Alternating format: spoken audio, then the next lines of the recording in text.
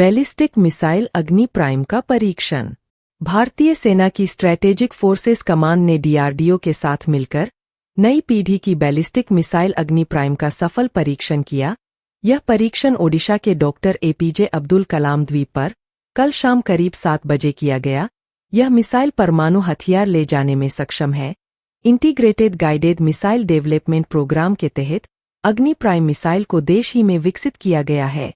इससे पहले बीते साल 7 जून को भी डीआरडीओ ने अग्नि प्राइम मिसाइल का सफल परीक्षण किया था। रक्षा मंत्रालय ने बताया कि परीक्षण के दौरान अग्नि प्राइम मिसाइल ने अपने सभी मानकों और उद्देश्यों को पूरा किया। परीक्षण के दौरान विभिन्न सेंसर लगाए गए थे, जिनमें मिसाइल परीक्षण से संबंधित डाटा इकट्ठा किया गया। मिसाइल परीक्षण के दौरान CDS general Anil Chauhan, strategic forces command के प्रमुख समेत डीआरडीओ के कई वरिष्ठ अधिकारी भी मौजूद रहे। अग्नि मिसाइल के सफल परीक्षण पर रक्षा मंत्री राजनाथ सिंह ने डीआरडीओ, स्ट्रैटेजिक फोर्सेस को बधाई दी। रक्षा मंत्री ने कहा कि मिसाइल के सफल परीक्षण से सुरक्षा बलों को मजबूती मिलेगी। सीडीएस जनरल अनिल चौहान और डीआरडीओ के चेयरमैन समीर वी कामत ने भी अग्नि प्राइम मिसाइल के सफल परीक्षण पर बधाई दी।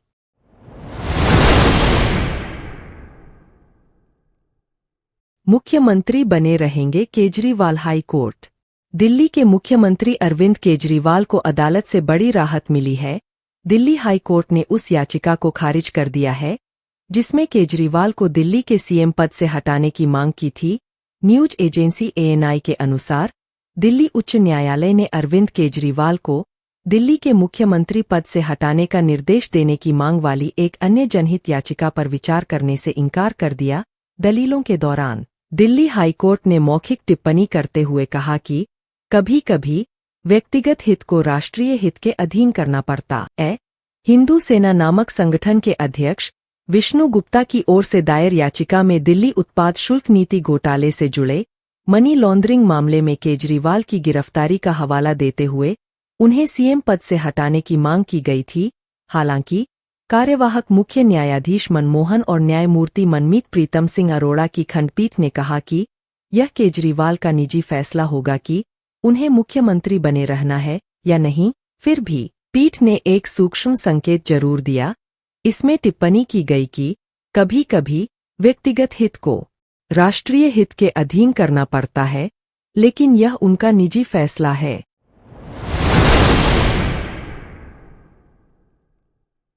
मलेरिया को लेकर डब्ल्यूएचओ का अलर्ट।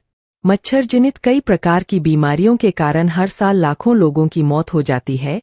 हालिया रिपोर्ट्स के मुताबिक इन दिनों कई अफ्रीकी देशों में मलेरिया के मामले तेजी से बढ़ते हुए देखे जा रहे हैं।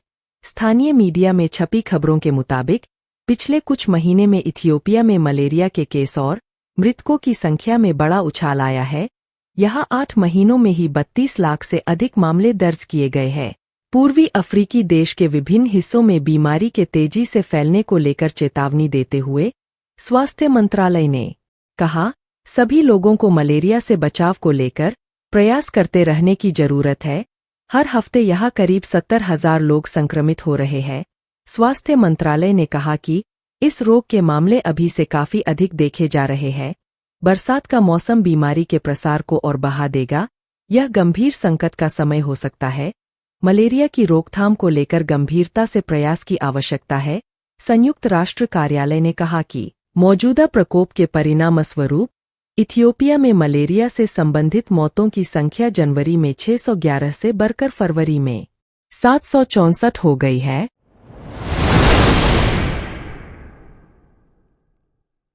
अब मेट्रो कोच के अंदर खुलेगा रेस्टोरेंट।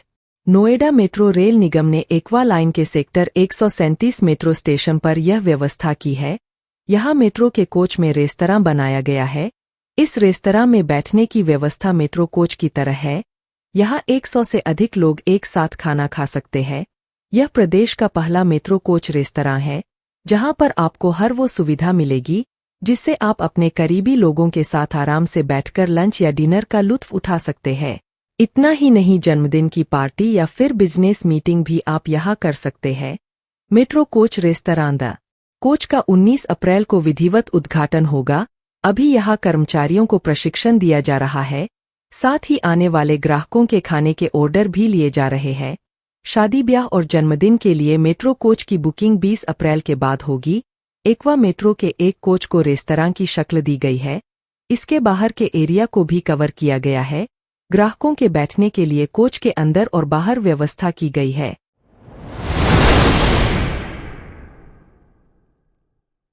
कांग्रेस के पूर्व विधायक धाकड़ की संदिग्ध मौत। पूर्व विधायक धाकड़ ने आज सुबह 7:30 बजे अपने सुभाषनगर स्थित घर में सुसाइड कर लिया। धाकड़ ने अपने हाथों की नसें काट ली।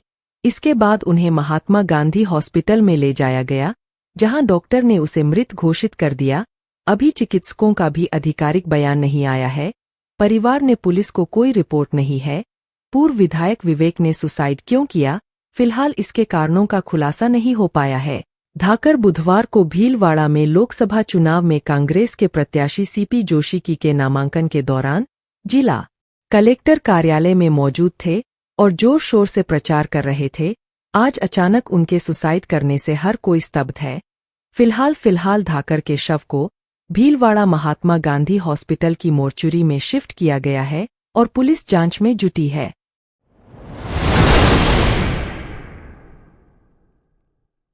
संजय निरुपम ने प्रेस कॉन्फ्रेंस कर कांग्रेस को घेरा। संजय निरुपम ने प्रेस कॉन्फ्रेंस कर कांग्रेस आलाकमान पर जमकर निशाना साधा। उन्होंने कहा कि मैंने कल एक घोषणा की और मल्लिकार्जुन खड़गे को अपना इस्तीफा भेज दिया। कांग्रेस पार्टी पूरी तरह से बिखरी हुई पार्टी है और पार्टी के नेताओं ने भी कहा है कि इसकी विचारधारा दिशाहीन है। उन्होंने कहा कि पहले कांग्रेस पार्टी में एक पावर सेंटर हुआ करता था, लेकिन इस समय कांग्रेस पार्टी में 5 पावर सेंटर है और 5 की अपनी लॉबी है, जो आपस में टकराती रहती है। इन 5 सेंटर में सबसे पहले सोनिया गांधी है, दूसरे सेंटर में राहुल गांधी, तीसरे में प्रियंका गांधी, चौथे में अध्यक्ष मल्लिकार्जुन खड़गे और आखिरी में कांग्रेस महासचिव केसी वेणुगोपाल है। यह सब अपने प्रकार से राजनीति कर रहे हैं। बताया जा रहा है कि संजय निरुपम मुंबई उत्तर पश्चिम लोकसभा क्षेत्र से टिकट की उम्मीद लगाए बैठे थे।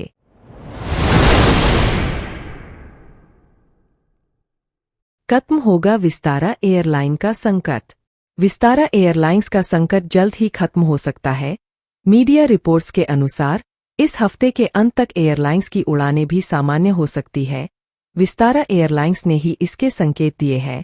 विस्तारा एयरलाइंस पायलट्स की कमी से जूझ रही है और इसके चलते हाल के दिनों में बड़ी संख्या में विस्तारा एयरलाइंस की फ्लाइट्स या तो कैंसिल हुई है या फिर उनमें देरी हुई है। इसकी वजह से यात्रियों को काफी परेशानी का सामना करना पड़ा है। विस्तारा एयरलाइंस के पायलट्स ने थकान की शिकायत की थी और इसका सीधा असर सुरक्षा पर पड़ता है।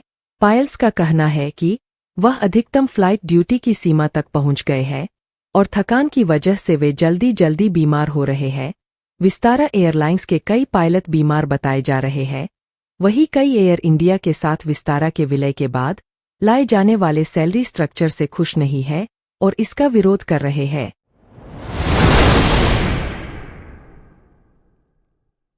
सेना का फोकस नई तकनीक पर। भारतीय सेना का मानना है कि भविष्य में सुरक्षा चुनौतियों से निपटने के लिए अपनी युद्ध क्षमता को विकसित करना बेहद जरूरी है। इसके लिए प्रतिद्वंदी बल के रूप में एक विशेष संगठन तैयार करने पर विचार किया जा रहा है। इसकी वजह यह है कि प्रतिद्वंदी बल के साथ भारतीय सेना युद्ध और प्रशिक्षण की बारीकियों पर ध्यान दे सके। दिल्ली में हुए एक सम्मेलन में उच्च पदस्थ अफसरों ने भारतीय सेना की मानव संसाधन प्रबंधन नीति को संशोधित करने का भी निर्णय लिया।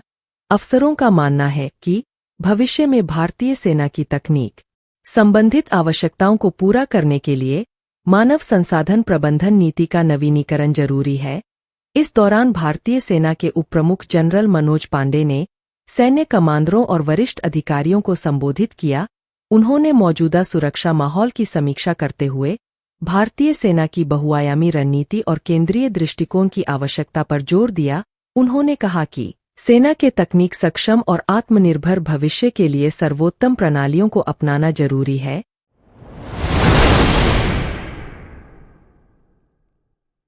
जनपद अमरोहा के गजरौला थाना क्षेत्र के गांव बिजोरा में एक 22 वर्षीय किशोरी ने शादी से मात्र 25 दिन पहले फांसी के फंदे पर झूलकर अपनी जीवन लीला समाप्त कर ली। मृतक के पिता ने लड़के पक्ष पर आरोप लगाते हुए बताया कि 29 अप्रैल को किशोरी की बारात आनी थी। जिस लड़के से रिश्ता किया था उससे शादी अपाची बाइक तय हुई थी, मगर हमारी बेटी पर लड़का शादी में कार लेने की मांग कर रहा था। आए दिन लड़की पर दबाव बना रहा था और कह रहा था कि अगर शादी में कार नहीं मिली शादी नहीं करूंगा।